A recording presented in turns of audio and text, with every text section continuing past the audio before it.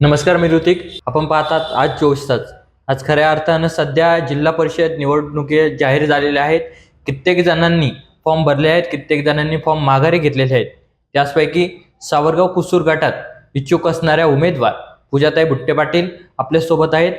ताई नमस्कार. नमस्ते. ताई, सध्याच्या काळामध्ये तुम्ही सावरगाव कुसूर गटामध्ये इच्छुक उमेदवार होता, पण तुम्हाला माघार का घ्यावी लागली? इच्छुक उमेदवार नाही, राष्ट्रवादीकडनं मला उमेदवार आहे असं सांगूनच मी माझं काम चालू केलं होतं.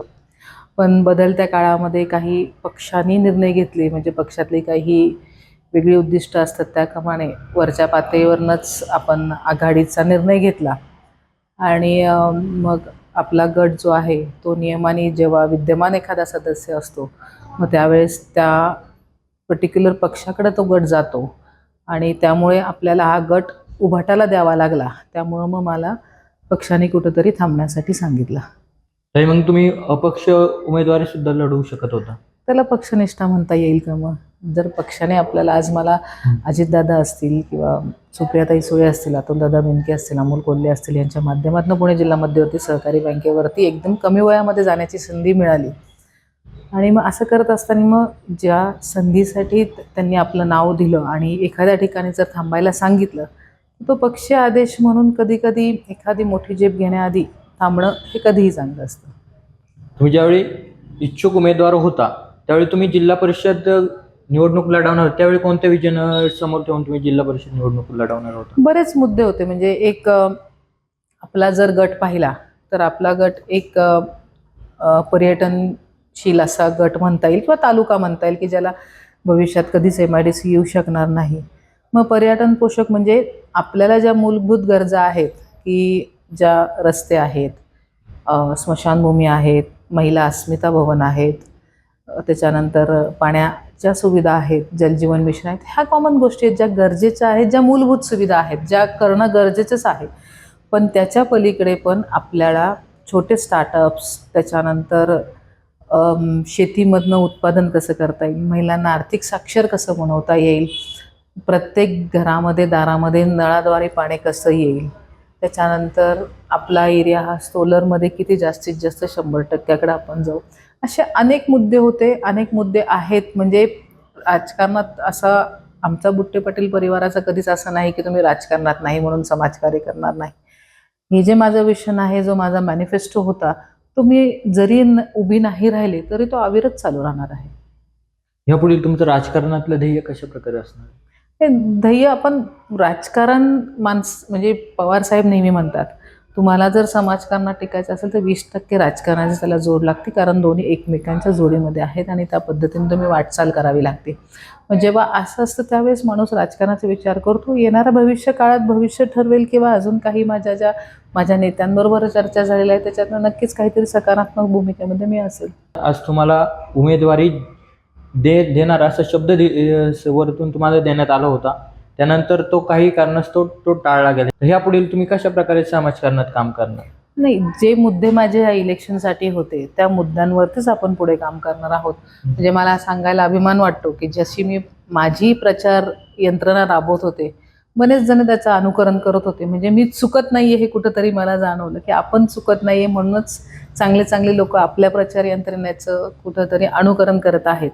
त्याच्यामुळे नक्कीच आता माझा जो मॅनिफेस्टो होता किंवा जे मी सांगते ते मुद्दे बरेच जण उचलतील आणि त्या पद्धतीने चालतील. म्हणजे युवकांच्या विषयी असेल, युवतींच्या विषयी असेल, महिला असतील, शेतीविषयी काही गोष्टी असतील, प्रोसेसिंग युनिट असतील, स्मॉल स्टार्टअप्स असतील, मग युनेस्कोने आपला किल्ला जो हे किल्ला आहे त्याच्या माध्यमातून पर्यटन निर्मिती असेल, किंवा येणाऱ्या भविष्यकाळात जो कुंभमेळा आहे त्या कुंभमेळ्याच्या माध्यमातून आपल्या पंचक्रोशीतली गावं किती सकारात्मक पद्धतीने पुढे जातील आणि त्यांना एक पर्यटनातनं उत्पन्नाचं साधन कसं निर्माण होईल यासाठी तर नक्कीच मी काम करत राहणार. आज खरंच तर आज जर पाहिलं, आपल्या नारायणगाव या ठिकाणाहून रेल्वे प्रकल्प राबवण्यात येणार होता. तर आज कित्येक जण असं कारण दाखवत आहेत की तिथे GMRT आहे, त्यामुळं आपल्याला तो प्रकल्प राबवण्यात येत नाहीये. तर खरंच GMRTचं कारण आहे का तिथे? नाही, GMRTचं कारण एक मुद्दा टेक्निकल जर विषय असेल तर तो असू शकतो, पण आज त्या बाबतीतही कोल्हे साहेबांनी खूप चांगल्या पद्धतीने, जर तुम्ही सेशन्स ऐकले, म्हणजे प्रामुख्याने मी सगळ्यांना सांगेल की जेव्हा आपले ह्याच्यातले सेशन चालू असतात दिल्लीचे, त्यावेळेस प्रामुख्याने आपल्या भागातले ज्यांना आपण निवडून दिले ते जेव्हा बोलत असतात तेव्हा त्यांची भाषणं किंवा त्यांचे सेशन्समधले मुद्दे प्रामुख्याने ऐकावे, जेणेकरून टेक्निकल अडचणी काय आहेत आणि त्याचा मार्ग काय आहे हे आपल्याला त्यांच्या बोलण्यातनं कळतं. म्हणजे त्यामध्ये नक्कीच कोल्हे साहेब हे सकारात्मक आहेत किंवा आपल्याला जोडणाऱ्या जी सगळी तालुके किंवा जी शहरं पुढेपर्यंत जात आहेत ती सगळी सकारात्मक आहेत. आणि सगळ्यांनी एकत्रित येऊन जर ह्या गोष्टीला लढा दिला तर नक्कीच कदाचित जे त्यांना बदललेला आहे तो रूट कदाचित बदलून आपल्या इकडनं पण जाऊ शकतो. त्यातून आपल्या ज्या महिला आहेत, तुम्ही म्हणता की त्यांच्या पुढे आपण व्हिजन घेऊन गेलो त्या नक्की खऱ्या अर्थानं पुढे जातील, पण त्यांच्यासाठी तुम्ही काय असं व्हिजन तयार केले आहे?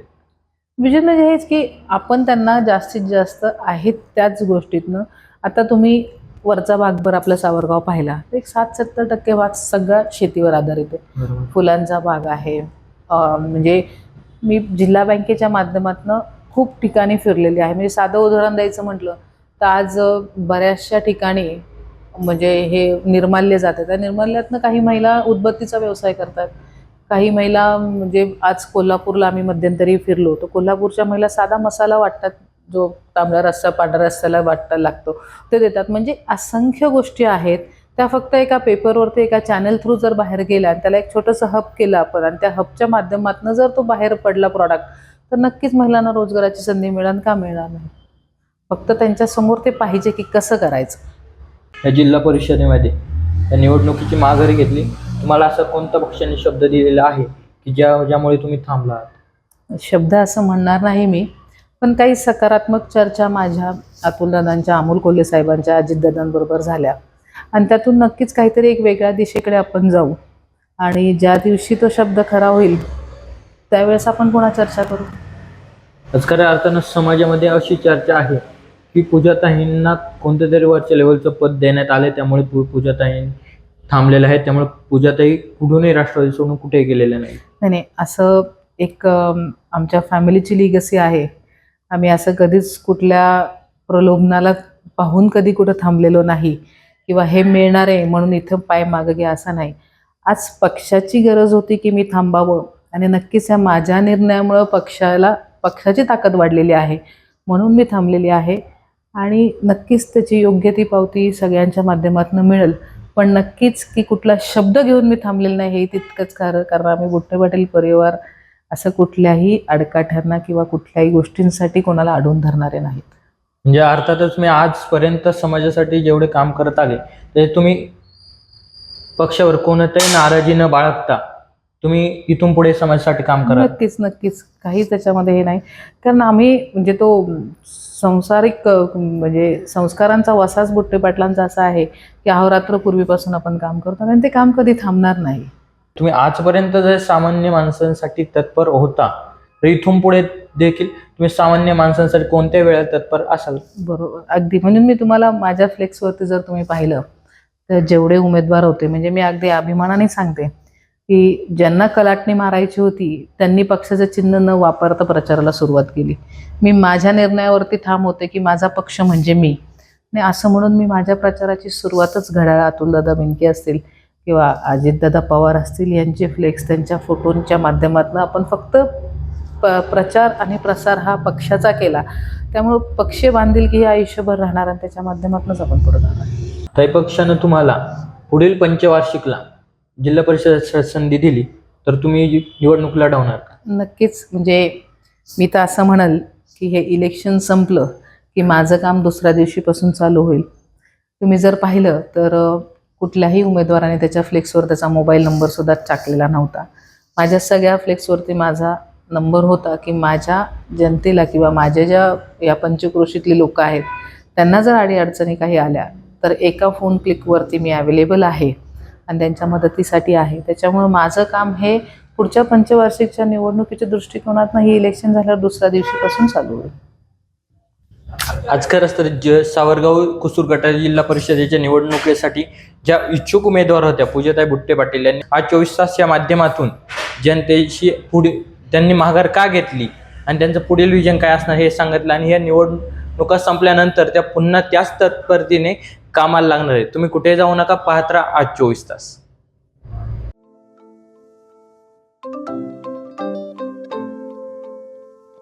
नवनवीन आणि ताज्या घडामोडींसाठी आज 24 तास सबस्क्राईब करा.